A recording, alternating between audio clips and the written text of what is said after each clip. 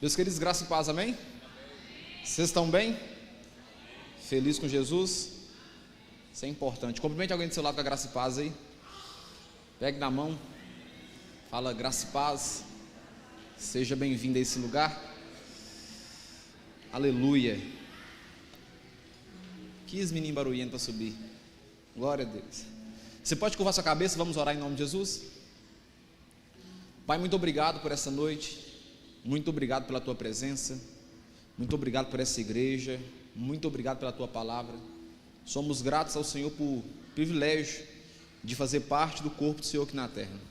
Queremos agora ouvir a tua palavra, receber uma orientação vinda dos céus, que os nossos ouvidos e o nosso coração esteja atento para ouvir a orientação da palavra nessa noite, em nome de Jesus. Amém e amém, para a glória de Deus Pai. Abra sua Bíblia, por gentileza, em Atos. Eu quero meditar com vocês uma palavra que o Senhor me deu. Se tiver um marca-texto aí, uma caneta, já separa para a gente ir analisando algumas coisas importantes. Atos, capítulo de número, pode ser o 8. Atos, capítulo 8. Vamos observar alguns pontos aqui e construir uma percepção. Todo mundo encontrou, queridos? Aqui em Atos 8, a gente percebe o título aí, Saulo, ele persegue a igreja. Aqui é onde surge a história de Saulo de Tarso e a sua perseguição contra a igreja do Senhor. Saulo, ele recebia do governo e ele era um perseguidor de todos aqueles que iam contra a lei. E ele então começa a sua história narrada aqui em Atos, no capítulo 8, perseguindo a igreja. Aqui mais para frente, você vê no Atos, capítulo 9, ele tem um encontro com Jesus em direção ao caminho de Damasco. Ele é parado em meio à estrada, ele cai cego, não enxergando, depois desse encontro com Jesus. E a palavra que Jesus fala com ele é: Saulo, Saulo, por que me persegue? Duro é para ti recalcitrar contra os meus aguilhões, ou seja, duro é para você tentar me enfrentar. Ele fica perdido, ele fica mudo, cego. Durante 3 dias ele não come, e ele é orientado a ir à rua direita e encontrar com um homem chamado Ananias. Ananias, aí você pode ver em Atos capítulo 9, versículo 32, é onde fala sobre a cura do apóstolo Paulo. Diz que Ananias, assustado por receber esse homem, ele então, direcionado pelo Senhor, ele faz o seguinte: ele faz uma oração por Saulo, e diz a palavra de Deus que como escamas cai dos olhos do apóstolo Paulo, e ele volta a enxergar de novo, depois da oração de Ananias. O que acontece é que depois disso, o apóstolo Paulo, que ainda não é apóstolo, né? Ele é Saulo ainda, ele tem seu nome mudado, a sua história mudada, e ele então participa de um batismo. Ele arrepende e ele passa pelas águas do arrependimento, entregando a sua vida para Jesus de forma completa e perpétua. E o que acontece é que depois disso o apóstolo Paulo sai pregando o evangelho, e além de tudo isso, ele começa não só contar as histórias, mas viver experiências daquele a qual agora ele é chamado a ser um pregador, um discípulo de Jesus Cristo de Nazaré. Ele começa então a ensinar, a vivenciar experiências de curas, de milagres, de transformação, de batismo no Espírito Santo, não só batismo na remissão das águas, como foi o batismo ensinado por João. Aí você vai observar que esse mesmo Saulo, ele pede conta do serviço, porque ele trabalhava para o governo, né? Provavelmente era alguém bem financeiramente para poder sustentar e ser um missionário, mesmo sendo chamado por Cristo. Ele tinha que ter condição financeira, e a gente vai ver que ele tinha, porque ele tinha dupla cidadania, né? Para ter dupla cidadania hoje é difícil, imagina naquela época, né? E você vai percebendo aí mais à frente, os milagres vão acontecendo, e Paulo se torna um participante e um autor dos milagres que vão acontecendo. Curas, transformações, presença do Espírito Santo.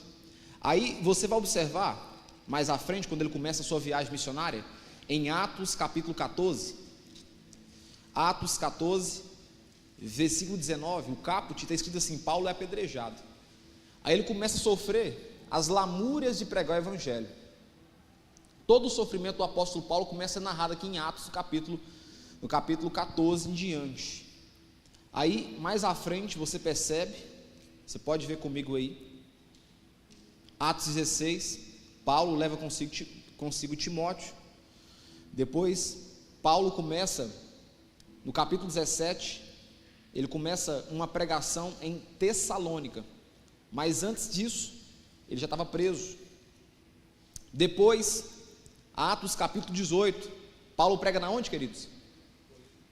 Paulo prega na onde? Corinto. Depois, Paulo começa a sua segunda viagem missionária no versículo 18. Adianta mais um pouquinho comigo. Depois, no versículo 24, fala da viagem em Éfeso. Paulo, na terceira viagem missionária, pregando o evangelho, ensinando, transformando, curando. E está tudo acontecendo aqui. Em Atos 19, ele prega uma mensagem numa província, e ele pergunta às pessoas se aquele lugar, alguns já haviam recebido o Espírito Santo de Deus. Aí eles falam: a gente nem sabe quem é o Espírito Santo de Deus. Aí Paulo: então qual batismo vocês foram batizados? Aí ele fala: no batismo de João, pelo arrependimento. Aí Paulo: não, o batismo de João está certo, esse é a atitude certa, mas precisa um segundo passo. Então a palavra de Deus diz que Paulo põe a mão sobre eles e libera uma palavra, e eles são cheios do Espírito Santo de Deus, e eles têm experiências ali naquele dia, que o apóstolo Paulo coloca as mãos sobre eles, e começa a orar. Você pode dar uma glória a Deus aí? Depois Paulo, no versículo 21, vai para Macedônia. Mais adiante a gente percebe aqui, no versículo aí de número 21, capítulo 21, ele chega a Tiro. Depois no 17, Paulo, ele chega a Jerusalém. E o texto diz o seguinte, vamos começar a ler aqui algumas coisas. Quando chegamos a Jerusalém, Atos 21, 17. Quando chegamos a Jerusalém, os irmãos nos receberam com alegria. No dia seguinte, Paulo foi conosco encontrar-se com Tiago, e todos os presbíteros se reuniram. E tendo-o saudado, contou em detalhes o que Deus tinha feito entre os gentios pelo seu ministério. Virar a folha do lado aí. Agora vê comigo aí, versículo 27. No versículo 27, diz que Paulo ficou preso. Quando já estavam por findar os 7 dias, os judeus, quem, queridos? Que tinham vindo da província da Ásia, ao verem Paulo no templo, alvoroçaram todo o povo e o agarraram, gritando: israelitas, socorro! Este homem, que por toda parte anda ensinando todos a serem contra o povo, contra a lei e contra este lugar. E mais ainda, introduziu até gregos no templo e profanou este recinto sagrado. Agora, no decorrer da caminhada do apóstolo Paulo, ele começa a ser uma pessoa totalmente flagelada, falado mal, dizendo que ele estava trazendo um novo ensinamento que era contra a lei dos judeus. E houve aqui uma implementação dizendo que ele era contra a lei, ele estava trazendo pensamentos de gregos para dentro do templo, fazendo com que isso seja uma atitude totalmente a julgamento, como foi com Sócrates, né? Levar para um julgamento, uma decapitação. Do versículo 27 até o 40, você vai ver aqui as acusações, e você vai percebendo aqui as alegações contra o apóstolo Paulo. Depois, no capítulo 22, Paulo apresenta o que, queridos? Vocês estão comigo aí? A sua defesa. Ele então defende, ele começa a dizer o seu ministério: olha, eu estou fazendo tudo isso, pregando o evangelho, porque eu encontrei com Jesus, eu tive a minha vida transformada, foi numa caminhada que eu estava tendo, e aí eu caí com o rosto em terra, não enxerguei mais. Depois fui na rua direita, topei com Ananias orou por mim, tive uma experiência com o Senhor. Depois de então comecei a pregar o evangelho, abandonei o que eu fazia, eu parei de ser um perseguidor e passei a seguir e a pregar sobre esse Cristo outrora que eu encontrei no meio do caminho. E ele então começa a sua defesa dizendo essas coisas importantes. Não adiantou nada, porque no versículo 22, qual que é o tema? Paulo livre de ser açoitado, temporariamente, porque lá na frente ele vai ser açoitado. Aí aqui vai narrar toda a situação a qual estão acusando ele, e ele então continua a sua defesa. capítulo 23, versículo 12. O que é que os judeus fazem? Uma emboscada para pegar Paulo. Quando amanheceu, versículo 12, os judeus se reuniram e juraram que não haviam de comer, e o que, queridos? Nem beber, enquanto o quê? Não matassem Paulo. Então o objetivo ficou mais claro aqui. Agora não era mais só uma perseguição cristã. Agora a intenção desse povo era decapitar Paulo, acabar com a raça dele, porque ele estava introduzindo um pensamento que trazia uma nova visão sobre aquele povo a qual já estava cego e não queria que tivesse uma transformação no meio deles. Porque onde a luz chega, em meio às trevas, há uma claridade, as coisas começam a aparecer. Quando você começa a ouvir o evangelho de verdade, a libertação interna começa a acontecer, porque a palavra de Deus é transformadora e ela move o ser humano, ela muda. Se você ouvir a palavra de Deus de verdade e deixar entrar no seu coração aquilo toma vida em você. Por isso que a palavra de Deus, que a palavra do Senhor se renova todas as manhãs. Você está aqui porque um dia você ouviu a mensagem, porque alguém falou com você, e você então foi convencido pelo evangelho, pela verdade, e aí você aceitou a transformação, e por isso está aqui hoje. Se não é isso, tem alguma coisa errada. E aí o que acontece é que o apóstolo Paulo está nessa intenção, pregando o evangelho, ensinando. Aí o que acontece é essa emboscada. Continua comigo no versículo aí de número 13. Eram mais de 40 os que envolveram nessa conspiração, ou seja, inventaram alguma coisa. Estes foram falar com os principais sacerdotes e os anciãos e disseram: juramos sob pena de maldição não comer coisa alguma enquanto não matarmos Paulo. Por isso agora, juntamente com o Sinédrio, mandem um recado ao comandante para que ele os apresente a você, sobre o pretexto de que desejam investigar mais acuradamente o caso dele. E nós, antes que ele chegue, estaremos prontos para o quê, queridos? Para matá-lo. Mas o filho da irmã de Paulo, tendo ouvido a respeito da trama, entrou na fortaleza e contou tudo a Paulo. Então, este, chamando um dos centuriões, disse: leve este rapaz ao comandante, porque tem algo a dizer. O centurião levou o rapaz ao comandante e disse: o prisioneiro Paulo me chamou e pediu que eu trouxesse à sua presença este rapaz, pois tem algo a dizer ao senhor. O comandante pegou o rapaz pela mão e, levando-o para um lado, perguntou-lhe: o que você tem para me dizer? Ele respondeu: os judeus, eles decidiram pedir ao Senhor que amanhã apresente Paulo ao Sinédrio, sob o pretexto de que deseja fazer uma investigação mais acurada a respeito dele. Não se deixe persuadir, porque mais de 40 deles armaram o que, queridos? Uma emboscada, fizeram um pacto de, sob pena de maldição, não comer nem beber enquanto não matarem Paulo, e agora estão prontos, esperando que o Senhor prometa atender o pedido deles. Então o comandante despediu o rapaz, recomendando-lhe que não dissesse a ninguém por ter trazido essas informações. Chamando 2 centuriões, ordenou: tenham de prontidão 200 soldados, 70 cavaleiros e 200 lanceiros para irem até Cesareia a partir das 9 horas da noite. Preparem também animais para fazer Paulo montar e levem-no com segurança ao governador Félix. E o que acontece é que agora Paulo vai sendo mudado de autoridade para que cada autoridade tomasse a decisão a julgá-lo ele. Então, o que acontece é que agora você vai ver no versículo 31 que Paulo, ele vai encontrar com Herodes. No versículo 24, Paulo é acusado diante de Félix. Tudo isso porque Paulo estava fazendo o que, queridos? Pregando o evangelho. Depois do versículo 24, Paulo diante de Félix e Drusila. Depois do versículo 25, você vai percebendo aqui de novo, Paulo é levado a Festo. E agora o 25 e o 26, para mim são os mais importantes, e eu construí tudo isso com você para chegar até aqui. Do 25, vamos ler o versículo 13. Passado alguns dias, o rei Agripa e Berenice chegaram a Cesareia a fim de saudar Festo.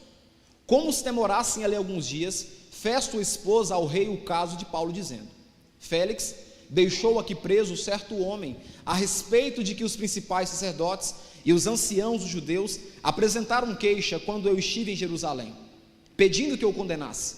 Eu lhe disse que não é costume dos romanos condenar quem quer que seja, sem que o acusado tenha presentes os seus acusadores e possa defender a sua acusação.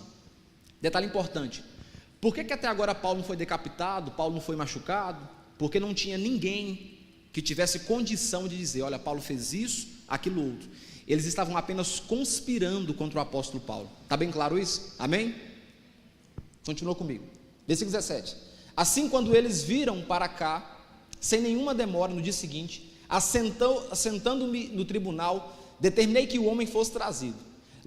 Levantando-se os acusadores, não mencionaram nenhum dos crimes de que eu suspeitava. Traziam contra ele algumas questões referentes à sua própria religião, e particularmente a certo morto chamado Jesus, que Paulo, ele afirmava e sabia que estava vivo. Estando eu perplexo quanto ao modo de investigar essas coisas, perguntou-lhe se queria ir a Jerusalém para ali ser julgado a respeito disso. Mas, havendo Paulo apelado para que ficasse em custódia para o julgamento de César, ordenei que o acusado continuasse detido até que o enviasse a César. Então, Agripa disse a Festo: eu também gostaria de ouvir este homem. Festo respondeu: amanhã você vai poder ouvir ele. O que acontece é que agora o apóstolo Paulo vai passar sobre outro tipo de julgamento, com outra autoridade. Versículo aqui 23 diz o seguinte: de fato, no dia seguinte, vindo Agripa a Berenice com grande pompa, tendo eles entrado na sala de audiência, juntamente com os oficiais superiores e homens eminentes da cidade, Paulo foi trazido por ordem de Festo. Então Festo disse: Rei Agripa e todos os senhores aqui presentes, vejam este homem, por causa de quem toda a multidão dos judeus recorreu a mim, tanto em Jerusalém como aqui, clamando que não convinha que ele viesse mais. Porém, eu achei que ele não tinha feito nada que fosse passível de morte. Entretanto, tendo ele apelado para o imperador, resolvi mandá-lo para lá. No entanto, a respeito dele, não tenho de mais concreto que possa escrever ao imperador. Por isso eu o trouxe à presença dos senhores, especialmente à sua presença, ó rei Agripa, para que, feita a arguição, eu tenha alguma coisa que escrever. Porque não me parece razoável enviar um preso sem mencionar ao mesmo tempo as acusações que existem contra ele. Agora olha que interessante, versículo 26. A seguir, Agripa, dirigindo-se a Paulo, disse: você, Paulão, está autorizado a falar a sua defesa. Então aqui você vai ver agora o apóstolo Paulo descrevendo tudo aquilo que eu disse para vocês: a sua conversão, o encontro com Ananias, a cura, o dia que ele passou fome, o dia que ele ficou cego, o batismo, as experiências. Ele descreve no versículo 26. E o que acontece é que no versículo 24 do capítulo 26, eu quero que você leia comigo. Chegamos num ponto crucial, mais importante.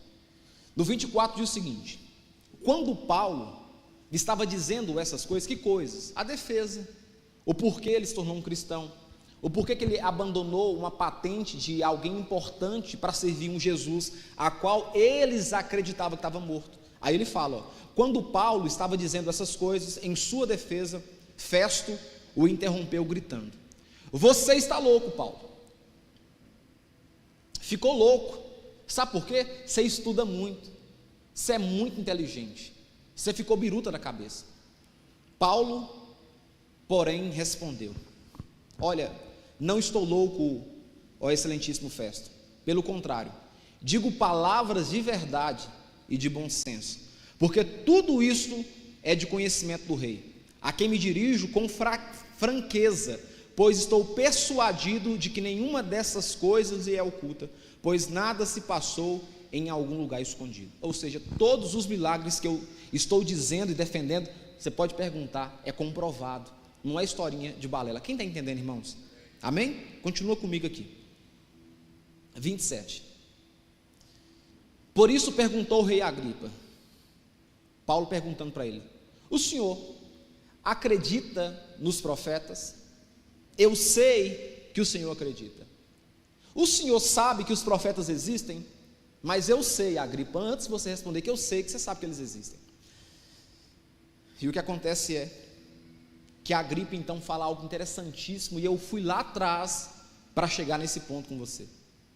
Então, Agripa, que é um rei, se dirigiu a Paulo e disse, fala assim comigo, por pouco, mais forte toda a igreja, por pouco, você me convence a me tornar um cristão.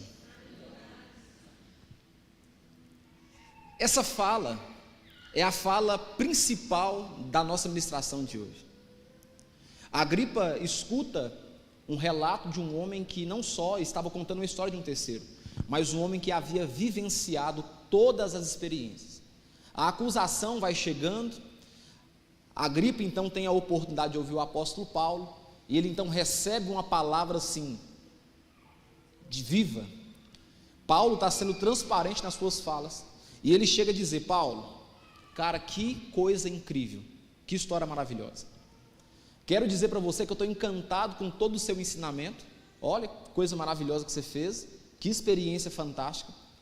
E eu quero dizer para você, para o fundo do meu coração, que por pouco, Paulo, com todas as suas palavras, com todas as suas experiências, vivências, você me persuade a me tornar um crente como você. Olha, faltou isso aqui, ó, para mim também fazer a mesma coisa que você está dizendo que fez aqui. Meus irmãos, eu quero começar a falar com vocês aqui. Vamos tirar agora o rei Agripa da história aqui e aplicar no contexto de hoje. Agripa é alguém que conhece a palavra porque está ouvindo a palavra e sendo ensinado pelo apóstolo Paulo. Agripa é alguém que acaba de receber uma palavra viva, rema de transformação, ele está vivenciando. Toda a história narrada do apóstolo Paulo e dos acontecimentos, ele ficou sabendo o que estava acontecendo. E ele chega a dizer de forma clara, olha, por pouco eu me torno um crente. Faltou isso aqui. Observando essa percepção da fala do rei Agripa, nós podemos pensar pelo menos 4 coisas aqui importantes para a gente aprofundar um pouco mais.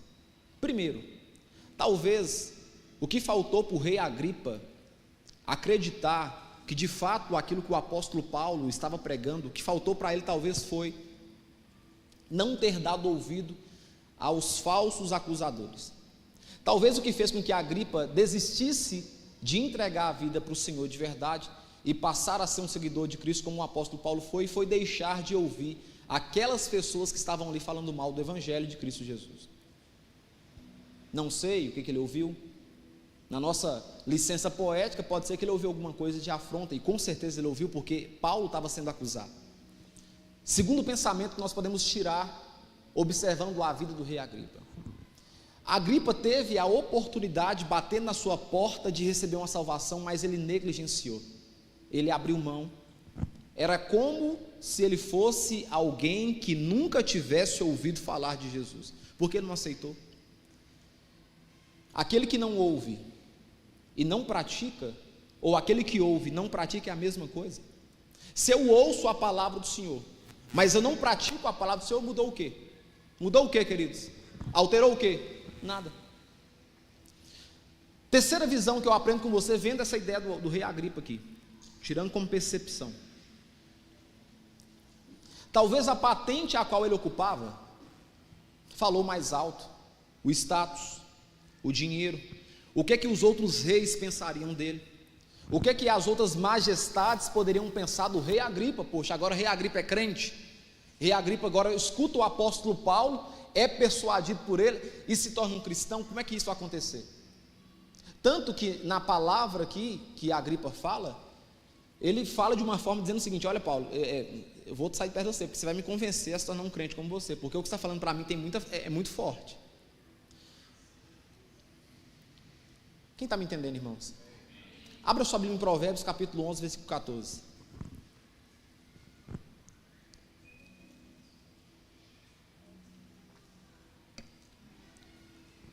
Provérbios 11, 14 diz o seguinte: onde não há conselho, onde não há ensino, onde não há orientação, onde não há informação, os planos, eles se vão, mas com a multidão, com muito ensino, com muita informação, de conselheiros, aquela ação se confirma. Então, onde não há conselho, os planos saem e vão, mas com a multidão de conselheiros se confirma.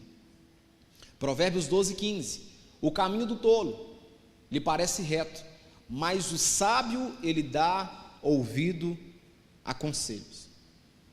Em Provérbios 13:10, diz que entre os arrogantes só há contenda, mas a sabedoria está com aqueles que se deixam aconselhar. Fala comigo, a sabedoria está com os que se deixam serem aconselhados. Provérbios 15:22 diz o seguinte: os planos fracassam por falta de conselho, mas são bem-sucedidos quando há muito conselheiros. Provérbios 19:20, ouve o conselho e aceita a correção, para que acabes sendo sábio. Provérbios 20:18, com conselhos bem planejados faça guerra, na multidão dos conselheiros está a vitória. Provérbios 24:6, pois com muito conselhos se faz a guerra, e com a sabedoria se obtém a vitória. Provérbios 27:9, perfume e incenso trazem alegria ao coração, do conselho sincero do homem nasce uma bela amizade. Agora olha para mim. Eu narrei com você toda a história de Atos, do apóstolo Paulo, do chamado, da conversão, do ensino, para chegar num homem chamado Agripa. Tudo isso aconteceu, você pode ler no texto que a palavra fala, que o Senhor permitiu, inclusive o Senhor incentiva Paulo dizendo, olha Paulo, é necessário que isso aconteça para um bem maior, vai acontecer alguma coisa que vai ser importante, todo esse sofrimento para acontecer, e de fato acontece. Agripa topa com o apóstolo Paulo, e ele tem a oportunidade de transformar a sua vida e ser um servo de Cristo Jesus. E a resposta de Agripa é: Paulo, bacana, muito legal, gostei demais da sua fala, gostei demais das canções da igreja, muito boas canções da igreja cheirosa, perfumada, bacana, gostei muito, os irmãos cantam louvor, eles dão glória a Deus, graça e paz, gostei, bacana, mas sabe o que é? Eu ainda não senti, sabe, faltou um pouquinho para vocês me persuadir a se tornar crente, um pouquinho assim, uma besteirinha de nada, como disse o Osmar. E o que acontece é que agora eu quero pegar a visão de Agripa e trazer algumas coisas, algumas falas que podem fazer com que desanimem pessoas de servirem a Deus. Pode ser que essas falas que eu vou dizer aqui agora seja a fala que esteja no seu coração te impedindo de fazer diferente de Agripa, ao invés de ser quase persuadido, de fato hoje entregar sua vida para Jesus. E algumas falas que são fundamentais de serem faladas, que fazem com que talvez as pessoas ficam como Agripa, indeciso, quase persuadido tem gente que na igreja finge ser algo que não é. Essa fala talvez seja uma fala que você ouviu ou você falou, e talvez isso impede que você faça a sua vida uma forma de entrega completa em Cristo Jesus. Fala comigo assim, tem gente, mais forte, tem gente que na igreja finge ser algo que não é. Essa fala, observando a atitude aqui, faz com que as pessoas o quê? Afastem da igreja, desanimem da igreja. Essa fala pode ser falada por uma pessoa ou por um terceiro, mas no final, se ela é falada por si mesma, de dentro da pessoa, ela faz com que a pessoa não se entregue nunca para o evangelho, porque ela acredita que tem gente que finge ser alguma coisa na igreja. Irmão, deixa eu falar com vocês uma coisa, todo mundo veste um papel social, sim ou não? Sim ou não? Sim ou não, igreja? Tem dia que você não está bem, mas tem que chegar lá no serviço com os dentão assim aberto para receber o cliente, pegando na mão, feliz, porque faz parte do papel. Só que essa fala talvez seja a fala que faz com que muito Agripa, que está aqui hoje sentado ouvindo a pregação, não sirva o Senhor. É quase persuadido. Não, eu gostei demais da igreja, Gostei demais do pastor, bacana demais o ensino, o estudo, mas sabe o que é? Eu acho que tem muita gente na igreja que finge ser o que não é, e para mim não dá certo. Quem está me entendendo, irmãos, onde eu quero chegar? Aí você escuta a verdade, você conhece a palavra de Deus, você tem experiências com o Senhor, mas porque talvez você enxergou algo assim, ou porque você ouviu uma fala como essa, você desanima de fazer uma entrega completa para Cristo. Uma segunda fala, que faz com que Agripa não se transforme num crente por completo. Eu esperava que fosse me receber melhor na igreja. Sabe o que é isso? Expectativa. Fala comigo, expectativa. A expectativa quando não é encaixada, ela faz com que as pessoas decepcionem com o lugar. Quantas pessoas que tinham potencial de serem homens usados por Deus na igreja desanimaram porque alguém não pegou na mão, porque criou expectativa que chegasse lá, as pessoas iriam abraçar, bajular, beijar nos pés, receber com pompa. Aí o argumento é: olha, eu gostei demais da igreja, eu achei bacana os ensinos lá, mas sabe o que faltou para mim? Eu não vi me receber bem, porque eu acho que a igreja tinha que ser um lugar acolhedor. Olha aí, quase foi persuadido a ser um cristão, quase foi persuadido a entregar a vida para Jesus, mas porque não foi aplocamado, recebido do jeito como achou que deveria ser, a pessoa vai desistir de servir a Deus. Quem está me entendendo, queridos? O que é isso aqui, pastor? Esse ensino aqui? Esse ensino aqui é para a vida. É porque talvez essas falas são faladas com você, ou até mesmo por você, e faz com que pessoas, ou até mesmo você, não sirvam a Deus completamente, porque você fica como um Agripa, é quase persuadido a ser crente, mas por causa de uma ação, uma atitude que você não concorda, um gesto, uma fala, um comportamento, um jeito, aí tudo morre, tudo não vale a pena, tudo não presta. Terceiro ponto, e essa que eu já ouvi falar, fala comigo assim: essa igreja parece uma colcha de retalho. Essa aqui eu já ouvi falar na igreja já. Essa igreja parece uma colcha de retalho. Por quê? Porque tem gente divorciada, tem gente que briga entre eles. Aí o que acontece?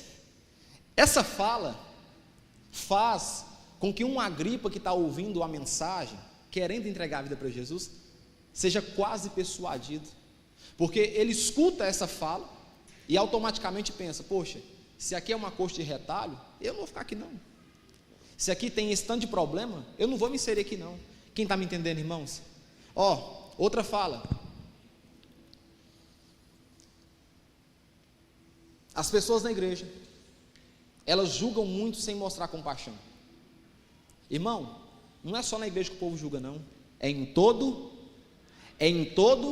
lugar. Inclusive eu e você se encaixa naqueles que julgam em algum momento.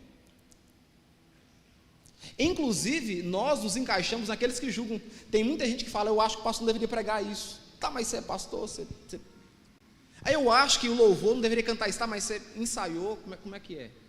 Então o julgamento, ele está inserido. Só que por que muita gente acaba não entregando a vida para Jesus completamente? É quase persuadido, porque talvez uma fala dessa foi falada e faça com que a pessoa desanime. Um outro ponto: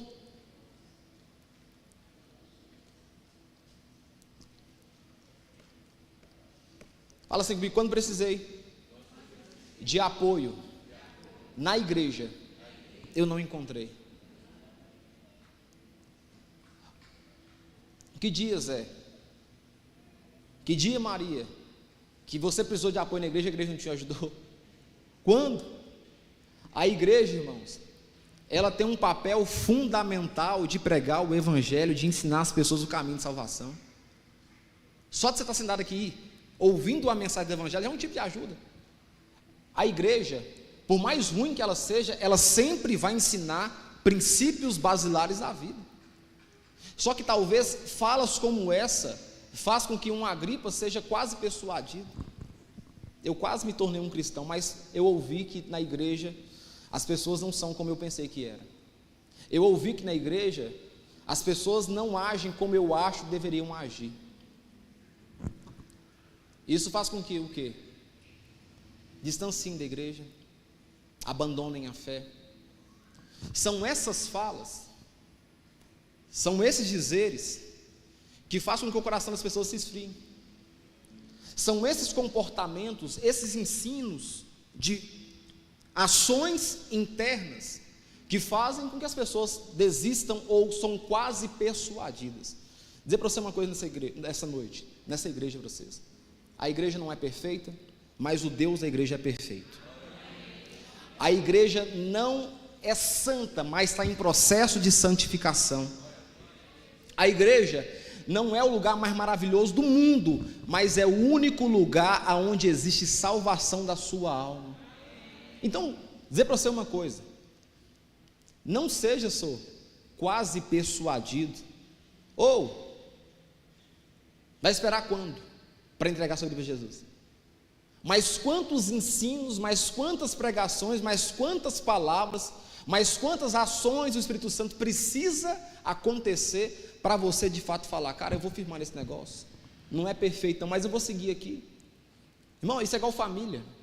Família de ninguém que é perfeito, sempre tem um primo, um tio que está defeito. A mesma coisa é a igreja. Mas se talvez não for falado isso com você, ensinado no altar, você vai ficar como o rei Agripa, passando 5, 10, 15 anos quase persuadido, e nunca foi persuadido, poxa. Trocando em palavras, você nunca aceitou Jesus por completo. Você gosta da igreja, é legal, é bacana, as músicas são boas, eu gosto de acompanhar o pastor Ravani, o pastor Vinícius, o Tiago, o louvor, tá, mas e aceitar Jesus? Porque essas pessoas são apenas pessoas que vão te conduzir ao encontro de Jesus, mas elas não são mais importantes. O importante é a aliança com Jesus. Eu não quero que você passe a ser um seguidor meu. Se eu estou dizendo isso para você e te ensinando isso, eu quero que você, nesse parte de hoje, você mude esse pensamento. A minha função é te ensinar a ser um seguidor de Jesus. Eu quero pregar, ensinar você a adorar Jesus, a amar Jesus, a servir a Jesus, a ir para a igreja. Essa é a nossa função. Só que talvez falas como essas, ditas por nós mesmos, ou por um terceiro, façam com que a gente fique como um Agripa. Eu até gosto desse de crente, mas ainda estou indeciso, senhor. Eu ainda estou indeciso. Irmão, fica indeciso, não? É isso aqui mesmo. É isso aqui mesmo que está vendo. Só que a palavra diz que conhecereis a verdade, e a verdade vos libertará. Leia essa Bíblia, palavra de Deus, e ache alguma coisa que confronta a própria palavra. Você não vai ver. Tem uma perfeita harmonia no ensino da palavra.